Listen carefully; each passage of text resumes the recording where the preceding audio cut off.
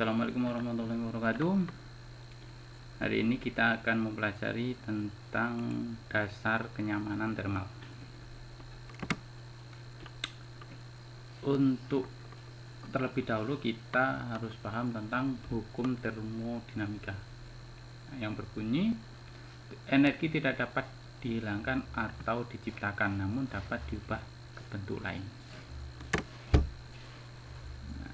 Terus panas mengalir dari suhu tinggi menuju suhu rendah. Terus ada lagi tentang perpindahan panas, yaitu ada tiga. Pertama, perpindahan secara konduksi. Jadi panas yang ada di sini berpindah ke sini. Di sini panas, di sini lebih dingin. Jadi panas pindah ke sini. Nah, ini melalui perantara. Itulah yang dinamakan perpindahan secara konduksi. Sedangkan konveksi, nah di sini panas, di sini lebih dingin. Jadi panas berpindah ke sini, nah, ke atas sini. Nah ini perpindahan panas ini berbarengan atau disertai dengan berpindahnya air, partikel-partikel air ini. Nah itu kan ada mendidih, ada istilah mendidih. Nah inilah yang dinamakan dengan konveksi. Nah, sedangkan yang ketiga itu adalah radiasi. Radiasi itu di sini panas, nah, dia berpindah ke lingkungan. Nah di sini nggak ada perantara. Nah ini yang dinamakan dengan radiasi. Kalau konduksi dengan perantara, kalau konveksi itu perantaranya juga ikut bergerak. Kalau radiasi tidak ada perantara. Nah ini tentang hukum termodinamika. Materi hari ini tentang pengertian kenyamanan thermal, kesetimbangan energi pada tubuh manusia, faktor-faktor yang mempengaruhi kenyamanan thermal. Nah, untuk standar kenyamanan thermal ini bisa kalian baca sendiri.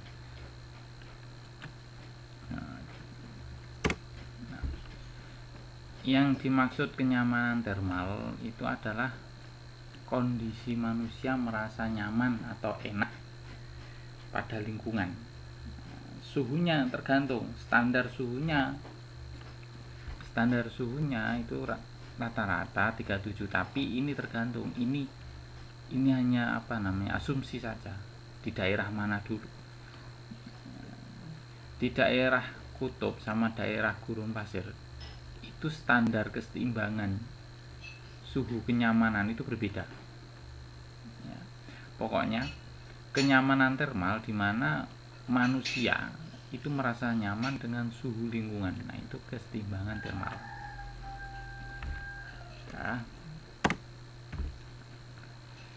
Selanjutnya kesetimbangan energi tubuh manusia. Nah tubuh manusia juga mempengaruhi suhu lingkungan. Jadi manusia itu menghasilkan energi panas. Kita makan kadang-kadang berkeringat kan. Nah itu kita berarti menghasilkan energi panas. Kadang-kadang kan kalau kita makan rasa gerah, itu ada energi yang keluar, energi panas. Tubuh kita mengeluarkan energi panas. Kita melakukan kegiatan seperti olahraga, nah, kita menghasilkan energi panas. Nah, terus manusia itu tidak hanya mengeluarkan tetapi juga menyimpan energinya disimpan. Ada yang energi terbuang sebagian di lingkungan, seperti kita olahraga, kita membuang energi panas. Nah energi panas pada tubuh kita itu juga mempengaruhi lingkungan. Contoh misal suatu gedung di masjid, kita kan biasanya sholat jamaah di masjid, itu kan banyak orang. Apa yang kita rasakan? Rasa panas, berkeringat. Soalnya banyak santri yang mengeluarkan energi panas. Jadi lingkungan itu menjadi panas. Beda kalau bukan hari-hari jam sholat jamaah, kita di musola, di musola. Dia nggak terlalu terasa panas. Mungkin malah dingin karena kita sendiri yang mengeluarkan panas, sedangkan lingkungan itu terasa dingin. Ya, sudah.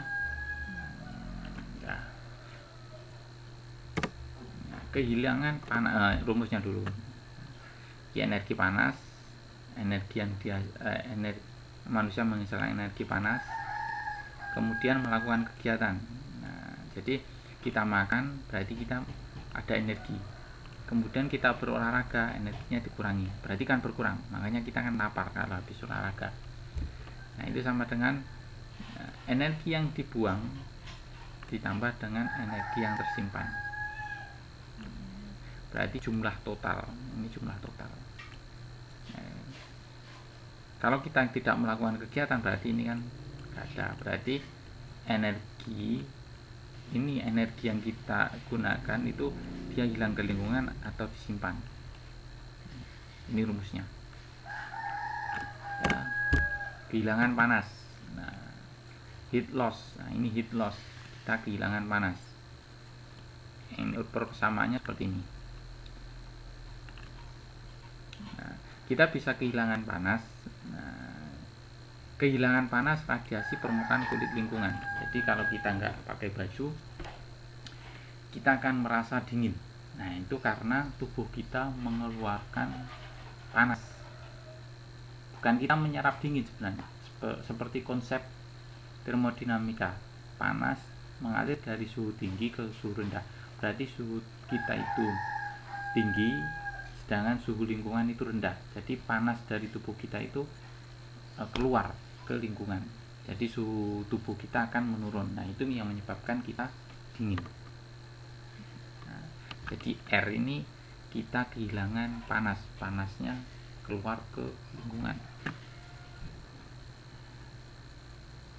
Kehilangan panas secara konduksi ke udara lingkungan. Nah, konduksi itu apa?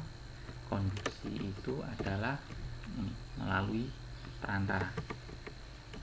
Nah, kita bisa kaki kita nempel di lantai, kita kan merasa dingin. Nah, itu kan melalui perantara. Nah, kalau radiasi kita nggak pakai baju, nah kita kan nggak nempel. Nah, itu panas keluar ke udara. Tapi kalau yang ini kita mungkin tidur terlentang di lantai, itu kan malah cepet merasa dingin kan, jadi panasnya lebih cepat keluar. Nah, ini kehilangan panas akibat penguapan. Kehilangan panas dari buangan napas. Nah, kita bernapas kan aja, kalau kalian bernapas panas kan itu. Nah, itu mengeluarkan energi panas. Kehilangan panas secara konduksi. Konveksi. Bentar. Konveksi.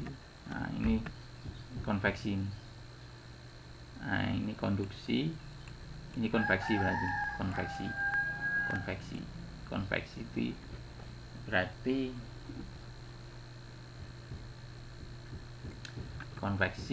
konveksi berarti partikelnya ikut bergerak. Sudah.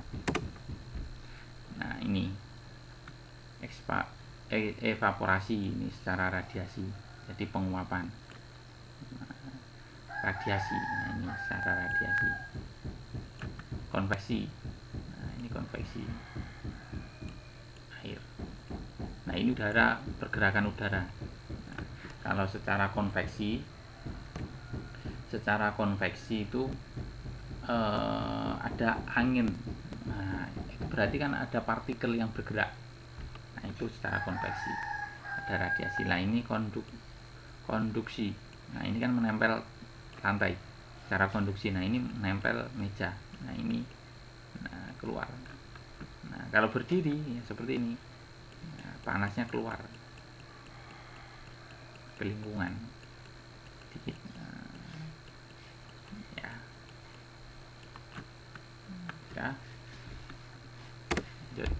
Faktor-faktor yang mempengaruhi kenyamanan terma pada manusia. Nah, kenyamanan sudah kita ketahui bahwa suhu lingkungan, kita merasakan nyaman pada suhu lingkungan. Nah, itu kenyamanan termal. Kenyamanan termal ini dipengaruhi oleh temperatur udara lingkungan. Udara lingkungan itu panas, kita akan menjadi gerah. Kita berarti menerima panas dari lingkungan. Kalau lingkungan dingin, berarti kita mengeluarkan panas. Kalau panas kita keluar, berarti kita panas tubuh kita akan menurun. Nah, kita nggak nyaman. Radiasi lingkungan, misal terlalu banyak pancaran sinar matahari, akhirnya kita terlalu banyak menerima panas, kita juga nggak nyaman. Kecepatan udara lingkungan, kalau kita gerah, kita kipasan. Senang kalau ada angin yang bertiup. Nah, itu semakin cepat kan semakin sejuk. Tapi kalau kita nggak berkeringat, nggak gerah, ada angin yang cepat, kita akan kedinginan, ya kan? Karena panas tubuh kita akan cepat keluar. Semakin cepat anginnya, maka semakin cepat panas tubuh akan keluar dari tubuh. Kelembapan udara, lembab udara lingkungan, berapa lembab? Insulasi pakaian. Nah, ini kita berpakaian tebal, kita memakai baju biasa dibandingkan dengan baju mantel yang tebal, itu kan beda. Panas tubuhnya lebih cepat kalau pakai baju biasa, keluarnya itu lebih cepat. Beda dengan pakai mantel, lebih bertahan. Suhu tubuh kita ini lebih bertahan. Nah, seperti ini nggak ada pakaian, ini yang pakai pakaian. Nah, jadi panas akan lebih lama, lebih lambat keluar daripada ini. Kalau ini lebih cepat, tidak ada penghalang. Nah, ini ada penghalang, namanya insulasi pakaian insulin. Kalau pakaiannya lebih tebal lagi, nah berarti panas tubuh akan lebih lambat bergeraknya. Nah, ini hanya kenyamanan, standar kenyamanan ini hanya ya berkembang, menurut daerah juga beda-beda. Ini saya ambil di internet, ya beda-beda. Variabelnya suhu, standar kenyamanan di sini batas-batas nyaman untuk kondisi khatulistiwa. Khatulistiwa berarti daerah Indonesia lah. Khatulistiwa termasuk khatulistiwa adalah pada kisaran suhu udara. Nah, ini kenyamanan menurut ini katanya. Untuk saat ini ya mungkin berbeda-beda, berubah-ubah. Ini di daerah kita Indonesia. Kelembapan, lembabnya udara 20-50%. Angin, kecepatan angin, kementerian, tapi 1998, yaitu 1,5 sampai 0,5 milisecond. Intensitas cahaya, ini mencapai 200 lux untuk terangnya suatu ruangan. Nah, ini masalah kenyamanan panas. Ini standar, ini bisa berubah-ubah tergantung tempatnya. Ya, saya akhiri. Assalamualaikum warahmatullahi wabarakatuh.